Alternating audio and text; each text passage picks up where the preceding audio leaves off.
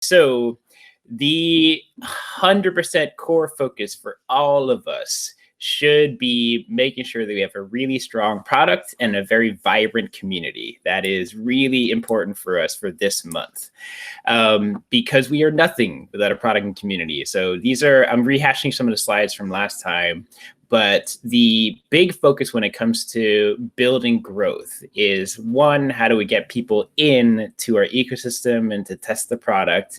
How fast can you get people to have the aha moment? Like, oh, I get this. Now I understand what Leyline is.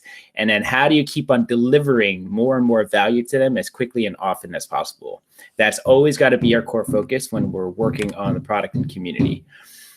So our core strategies, the 4 pillars for us, are to rethink our audience and our messaging, to build a product that we will use, love, and recommend, to invest in our community and grow users, and then to fundraise with new technology in early adopter markets.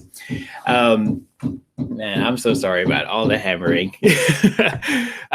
Okay, so the main thing here is we want to measure all of our impact, all of our results, and all of our performance metrics.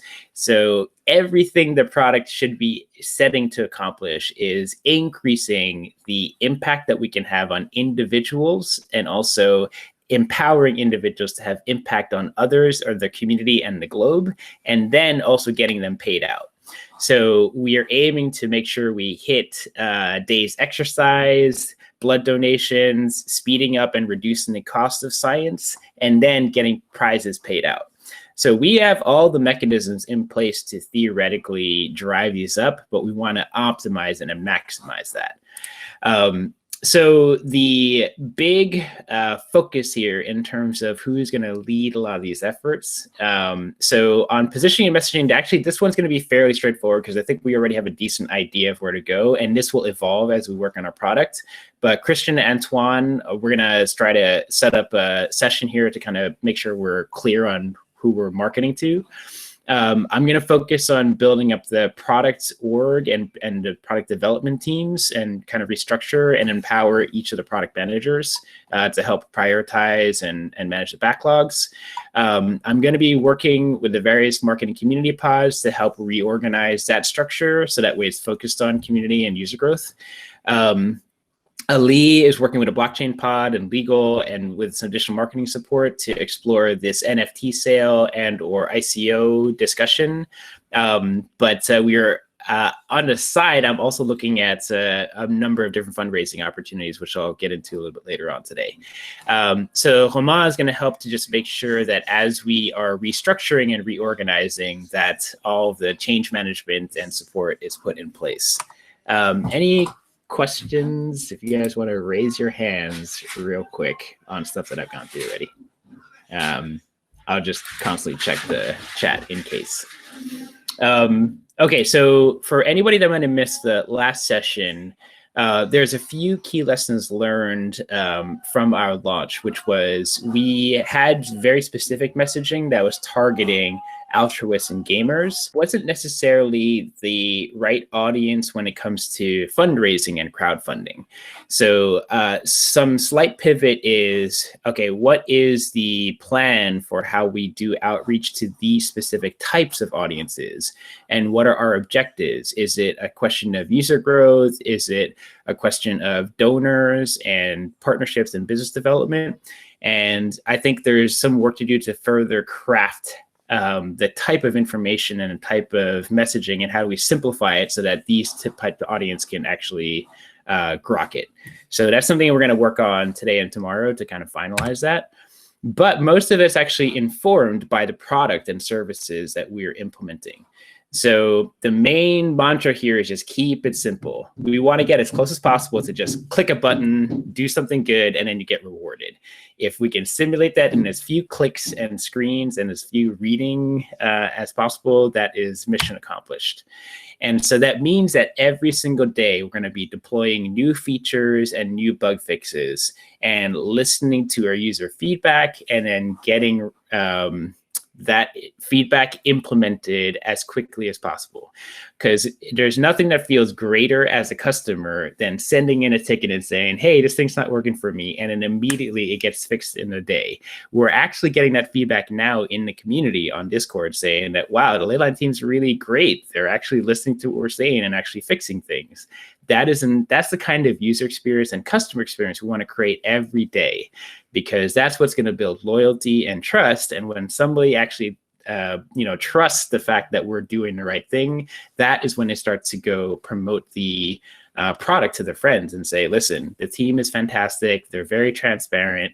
They fixed all their bugs. The features are working and I'm getting money. That's the kind of experience people need to walk away from when they're experiencing Leyline. So this is all hands on deck. All of the engineers, product, design, UX, QA, and community, we should all be working together on this thing. So one of the historical challenges that we had as we'd set up the organization was that we had these different isolated groups coming up with ideas and trying to work together. And so very often it'd be like, okay, let me toss this over to engineering. Here's requirements. Or here, let me toss this over to design and get some user experience or wireframes in place. So that would create this lag where you hand over one piece of work to one team. They have questions and feedback or maybe miscommunications, and it's the back and forth. Instead, let's just put those groups together into one pod. So that way all of the feedback is real time. You don't have to wait the next day for a response back and then have a back and forth telephone game. So that is a shift in how we want to organize these pods. So that way everybody's very tightly integrated, which includes community. So even community was separated out before. But what happens is that if you're not close to the product and know what's happening over the next few weeks or so, we can't even get the appropriate message out to the community when it comes to new features. So that's something that we want to really start to shift and really integrate these disciplines into the same teams. The last bit here too is that don't let the perfect be the enemy of good. There is always like a perfect scenario that we want to try and implement to get in front of the users, but often that could just lead to analysis paralysis, where we spend 3 weeks debating a particular feature, when instead we could just put a maybe not perfect feature out in the wild, and then our users are the ones that define quality. They're the ones that are going to tell us like, hey, I don't like using your product, or you know what, that was a smart thing to do. And if the users are incorrect, there's also just the data. So when we have thousands of users using our system, we could just look at our Google Analytics and our tracking and see, okay, does this feature make sense? Are people actually using it? So the key here is that we can experiment a lot very early and very fast. And we learn by doing and by shipping things versus just planning it in our heads and imagining the right scenario. So I really want to ingrain that. Don't be afraid to ship something that might not be the best quality, because you will at least learn from it. So failure is a good thing. Failure without learning is a bad thing. I'm going to pause here. Any hands up? Questions? Yes, actually, I have a very brief question. Okay. So we're talking about shipping product every day, and we're talking about, trying new things out here for the sake of just seeing what sticks and what doesn't. Say, for example, the reason why I'm asking what I'm going to ask is that a lot of our pushes, a lot of our product development things are cross pod initiatives. So if the community decides, hey, we should do more grassroots stuff and be involved with the community. If they send pictures of their blood donation, we'll get in touch with the engineers to get them Leyline points, even if the feature isn't fully in place yet. All of that is a lot of cross-pod communication. And I feel like that tends to get bloated. How do we ensure that as we, ship new things, that we don't paralyze ourselves by bringing on like 15 different people from 3 different places to try to do one simple thing? Yes, that's an excellent question. And this is going to speak to a bit of how we're going to set up or reconfigure the organization. So you guys might have seen this rough map of how we are organized. And so a lot of the core is centered around our product development org. So we have like the platform and the different APIs, and then there's different potential product development pods. Oh, sorry. Sorry, I couldn't see that. I can't see the message, Eugenia, but let me know if I need to interrupt. And so we're going to have different operations and different teams that have some kind of integration with the product pod. So as we're scaled larger, we need to figure out how we can synchronize across the different pods. So the product managers and project managers play a very key role here in representing each of the teams and how they integrate. But we're also trying to set up essentially a strategy and people pod, which is focused on, okay, all the various leads that exist in those different pods, we should bring them together at least once a week, where we kind of talk through, hey, here's some major ideas and initiatives, here's the key priorities taking place within each group.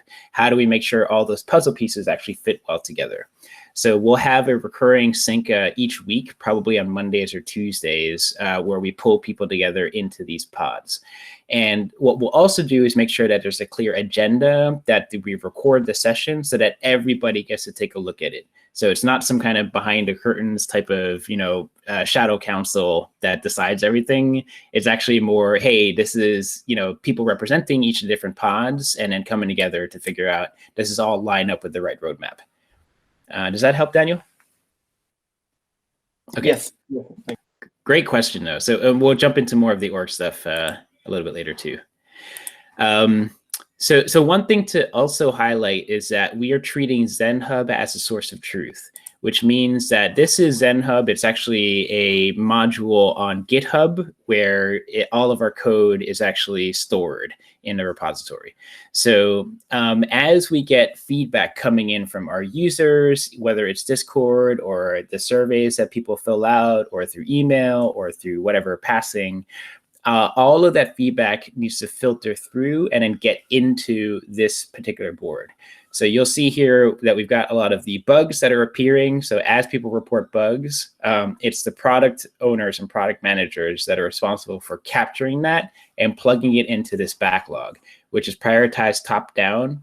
And then so it goes through these stages of development where it goes from the backlog to in progress to get tested, verified, and then finally deployed onto live. So anything that you should be able to expect as fixes or features getting deployed is now going to be visible on this page. So I highly recommend everybody getting access here, because this is a great way to get familiar with what's happening on the product side at the very granular level. If you want to see a higher level prioritization, we also have the Leyline roadmap. So this is a very, very useful page to bookmark on Notion. So if you just type in the Leyline roadmap and then hit favorited, you will be very happy to get this information. So the idea here is that we are prioritizing top down all the key features that we want to have in place. So as you can see here, we focused a lot on just getting our minimal viable product and the core loop fleshed out. So donate, check-in, redeem your rewards, getting your leaderboards, usernames, and then the final piece here is just making sure that we implement the Leyline items, the non-fungible tokens. So once we have this in place, plus the new account creation for Boink, that's going to be a one-click download, and we polish up this core loop, we're going to be in a place where we can start to say, hey, let's activate refer a friend, because now people will love the product, including us, and we'll be happy to share this with friends, and both of you get benefits.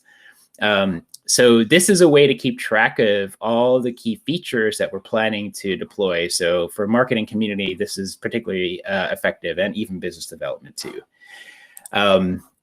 So yeah, that's going to be our source of truth for product. And so we are very, very focused on shipping as quickly as possible. Okay, so the third strategy is investing in our community. And why is this so important? The reason is because we want to focus on the early adopters. The early adopters are the ones that become your strongest advocates and marketers. And word of mouth marketing is probably the most powerful way to market to the community. And so I want to give an anecdote here. So back at Blizzard, when we were working on the World of Warcraft site, what we found were that the users that were on the forums, like the official World of Warcraft forums, they were the top percent of lifetime value, the people spending money in the game, the number of friends and social connections they have, and the amount of time they were engaged with the game, as in not churning or ending their subscriptions, etc. And what they also found is that the number of friends you have determines the length of time you're going to stay engaged with the game, and also the length of time your friends will stay engaged with the game. So having social connections is incredibly powerful for building retention and engagement on a particular platform. So it's why it's so important that we are speaking on a regular basis to these early adopters. A good chunk of them are going to be living on Discord, as you can see. So already we've got quite a large gathering. Whoops, what am I doing here? I wanted to go to general chat. So yeah, day by day, we're getting new members joining the Discord channel. We're getting a lot of feedback, suggestions, and also a lot of support requests too. And so this is going to continue to grow, and this is a great opportunity for developing relationships and providing direct customer service. So this is a real-time feedback that the users are giving to us, and real-time feedback for us back to the community. So if you try to think about, you know, how important is customer service for companies, it is actually probably one of the biggest differentiators for brands to build relationships and trust, is like just really good customer service.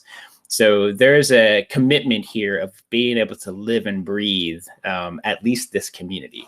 But the second thing that's missing is that this is not everybody. There are some early adopters that are not gamers, that don't want to be on Discord, or it's just way too confusing for them.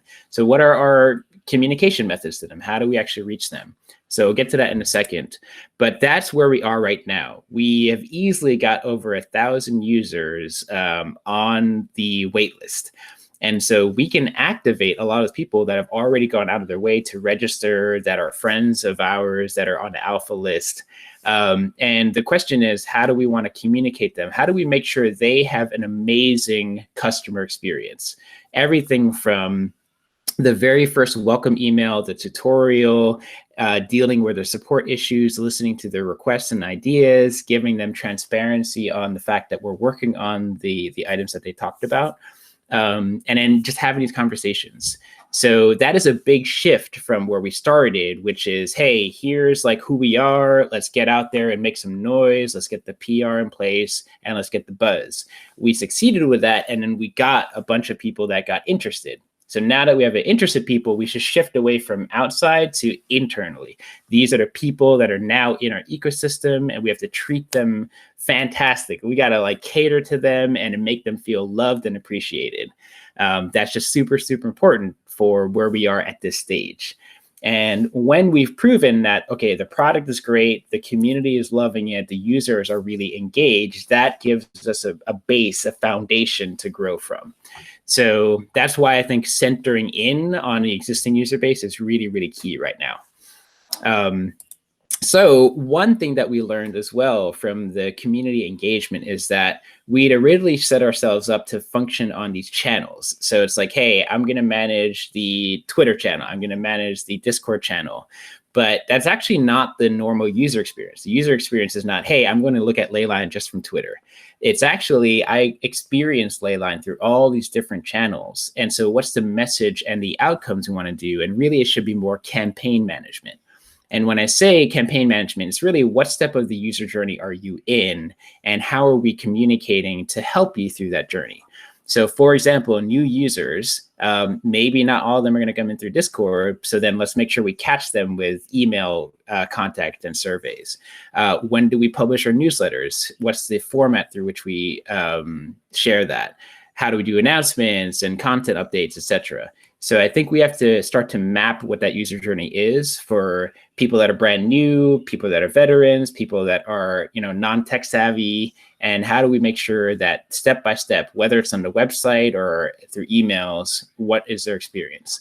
So later today at the community team meeting and the pod sync, we can kind of go through more of these tactics. And so when we've done a great job on making an awesome product and really investing in a community, that's where we activate the Refer a Friend program. So what we're doing now is trying to build the right incentive model such that both parties, when they get referred, actually gain some benefits. For one, you will get 900 Leyline points when a friend signs up and after they've earned 5,000 Leyline points. And then that will continue to grow as you refer more and more friends. So this is the program that we're planning out now. And you'll get some exclusive non-fungible token items as a result that you can only get through referrals. So it creates this positive reinforcing feedback loop. The more people you invite, the more benefits you gain, and then they gain benefits too. They start to earn their gift cards, and then they invite more people. So it creates this viral effect. That's the aim here. But again, we do not want to kick this off until we feel like we've got a great product that we want to recommend. So we have to be the first users of the Refer a Friend program when we feel like we can recommend this to our grandmas and to our aunties and all that. Any questions? You guys want to raise your hands? All right, pretty straightforward, I guess. Okay, so in the meantime, we will continue to focus on fundraising, in particular with our non-fungible token sale as a possible vector for this month or early February. And then now we kind of talk about how we're going to organize ourselves. So this is where this will be an iterative process. So these are just kind of our cleanup items here. One is we should continue to allocate our time and track our work via quests. So quests are a really important system for us because they function as our major objectives. It's also gathering all the specifications for the project, putting your team, and also just tracking your hours.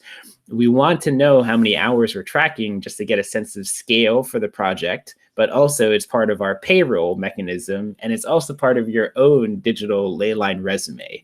So quests are such a vital part of our internal organization. So we're going to double down on making sure we're disciplined about using those to track work and track hours. Then we are establishing the roles of leads and facilitators, which Homa has kind of been spearheading. So we're going to go into a bit more detail there.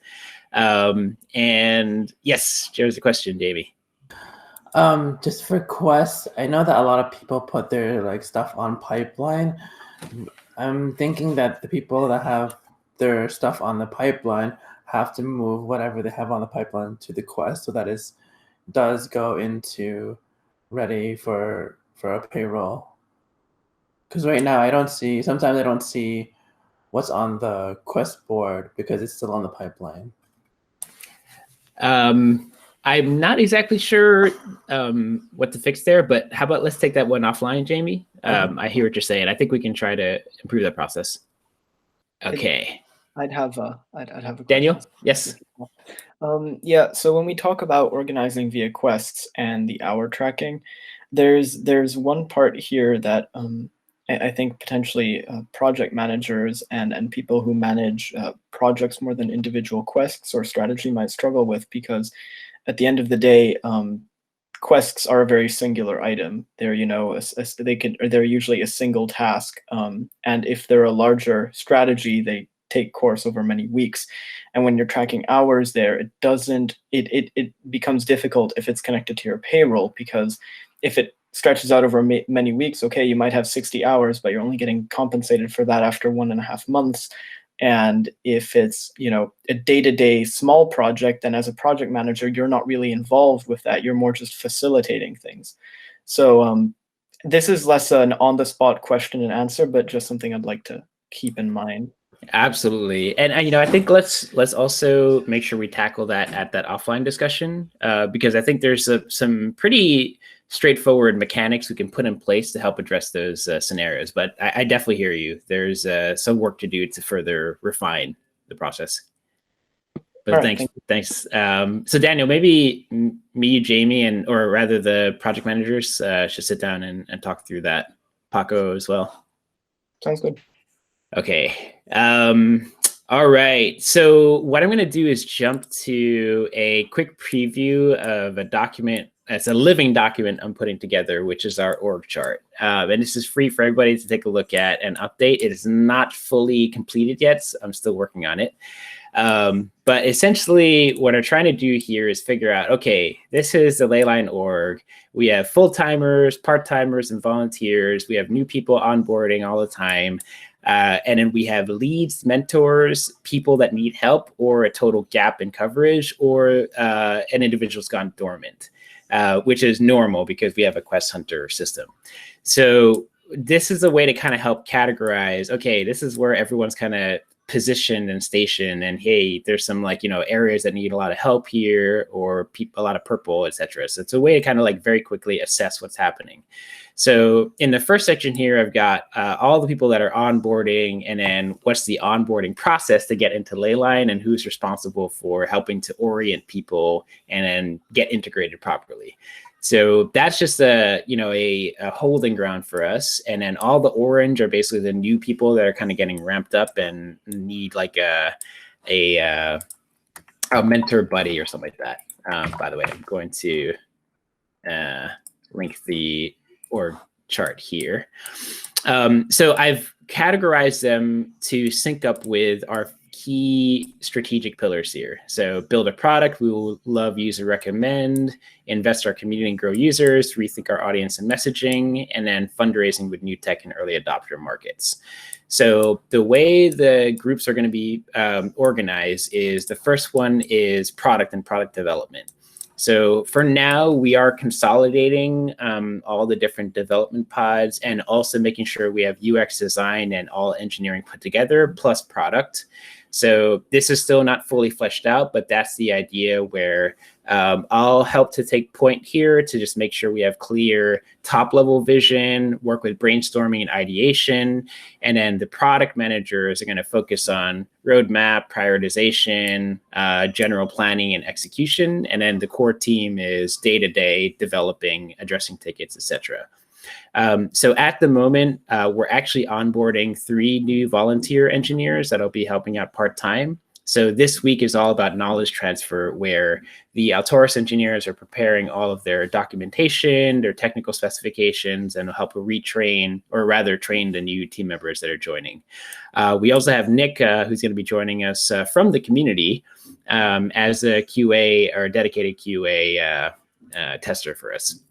So that's the product side, and so we're focusing a lot there.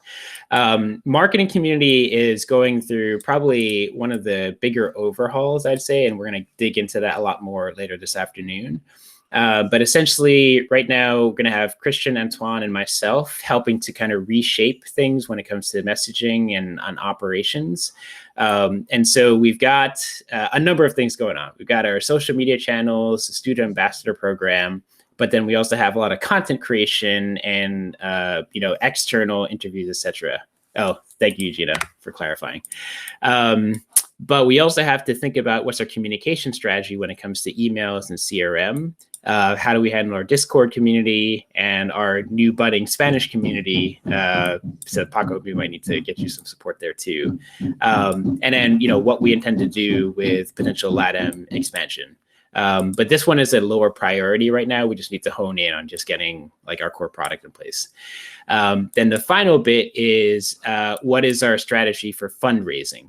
So this is actually a combination of all the standard business development contracts and partnerships we're working on right now. So at the moment, we have 3 VC funds, venture capitalists, that are interested in investing in Leyline. So what we have to do on our side is prepare a proper due diligence package, which goes through our financing, our market strategy, our numbers and assumptions, and business modeling, etc.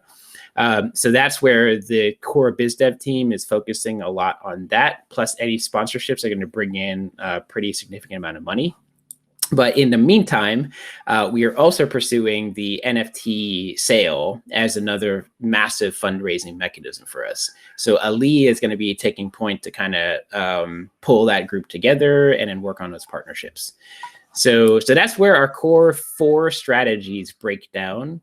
But this last category here are the guilds. So by guilds, we're talking about the specialty disciplines. So pods are more like project teams and execution teams. Guilds are more the specialists that, you know, are coming together to share their best practices and support other project teams.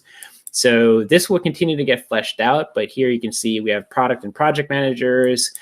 We have the design guild, which is a kind of an aggregation of concept art, but UX and also just general design and brand. And then security, and then we have blockchain as well. So I'm definitely missing a lot because I only started off with, okay, what are the core absolute minimum things we need to work on for these core pillars? And then what are the supporting organizations that are on top of that? So I've not yet added in accounting and finance and legal and all that stuff. So there's still more to plug in here. So if there's any key pieces missing, definitely hit me up, ping me, and let me know what needs an update. But this is for everybody to see and to understand who's doing what and what status people are in. Because now that we're growing so big, we kind of need a larger visual for how we're all organized. Any questions? There's probably a lot here to digest.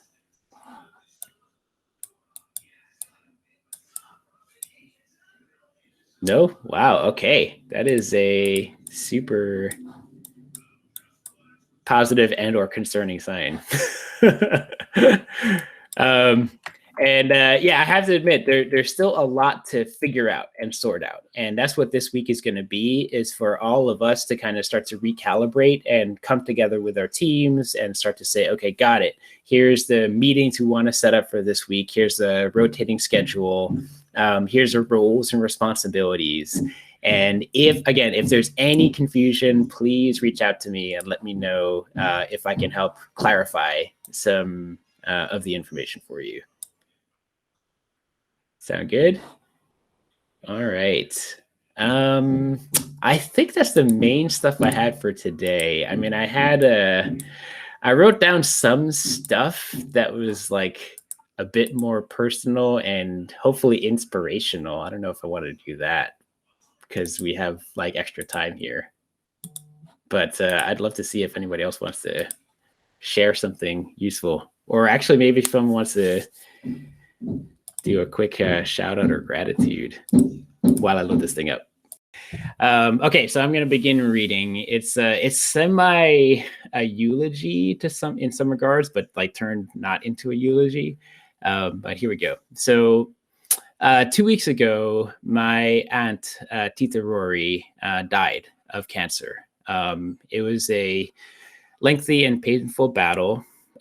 She played an important role in my life. Her family took care of me when I was young, alone, and fragile. I was bullied, abused, and with no friends, and they brought me to their home during summers to play with my cousin Armand. They gave me a summer job. They helped me through difficult times through high school. And Armand was one of my closest friends when I was a kid. But he ended up committing suicide in his college days. And he had actually leapt off the balcony of his apartment. And it was really devastating for all of us. And as a parent, I cannot comprehend the horrific pain and suffering that she and her family must have felt. That kind of pain just stays with you forever. And despite that, they endured. And Tita Rory was there for me during my darkest days in my adult life. And so I always really appreciate the fact that they just were there for me with love, support, and acceptance. So cancer is a disease that is just terrible to experience and terrible to observe. So it's really devastating to see someone strong and capable wither away in excruciating, constant pain, day after day, persisting through the night, insomnia, depression, lack of mobility, needing help to just go to the bathroom or take a shower, extreme weight loss, skin leathery and loosely hanging off the bones. Tita Rory's plight echoed the 14 years of struggle that my mom endured with diabetes, kidney failure, heart disease, crippling osteoporosis, and chronic pain. My father, as a caretaker, had the most traumatizing experience just to provide basic comforts. And I wasn't there for my mom when she needed me most. I wasn't there for Tita Rory in her darkest moments near the end. I prioritized work and opportunity and life of adventure around the world. I was selfish. I will never forgive myself for being so foolish and greedy with my time. So I say to you, please don't ever make my mistakes. Don't spend all your time working, slaving away for a job you don't believe in. Don't hurt the ones you love by denying them your most precious resource, which is time and love. I will never forgive myself for my failings in my life, and there are too many to count.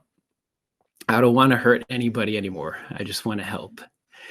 And all I can do is move forward and find some way to honor them.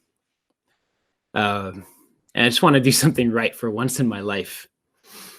So here I am, and I say, fuck cancer, fuck poverty, fuck climate change, fuck AIDS, fuck Alzheimer's, fuck killer asteroids even. We can solve these problems. I say the true heroes are the parents, the caretakers, the nurses, the teachers, people who specialize in love and care and people. They should be the celebrities and millionaires. And so we are building an ecosystem, a set of beliefs, and a movement to fix this broken system that we all live in. To celebrate good, to save lives, and provide safety and comfort to millions of people. Nothing is going to stop these ideas from becoming real. And I swear to all of you, I will never quit. Never. Not even in face of Armageddon. I don't care if I have to sacrifice my kidney and my right arm to make it happen. Leyline is an unstoppable force for good. We, the people, are going to take back our world and take back our future. And we will do this with compassion, courage, and love. For love conquers all. So stay with me, forgive me my failures, and know that I love you all very deeply. You are my Leyline family, and I will take care of you. Now let's go win this thing. Okay, bye guys. Have a lovely day. That was beautiful. Love you, man. Thank you. Oh, I don't want to cry this early in the morning. God damn it. Yeah. Love you, bro. I just want to add a amen. That was really good, man. Thank you. Yeah. All right, let's go do this. 2021. This is going to be our year. Let's make it happen. All right. I love you all. Have a good one. Bye. Bye. Bye, guys. Everyone, guys. Bye. Bye. Thank you, everyone.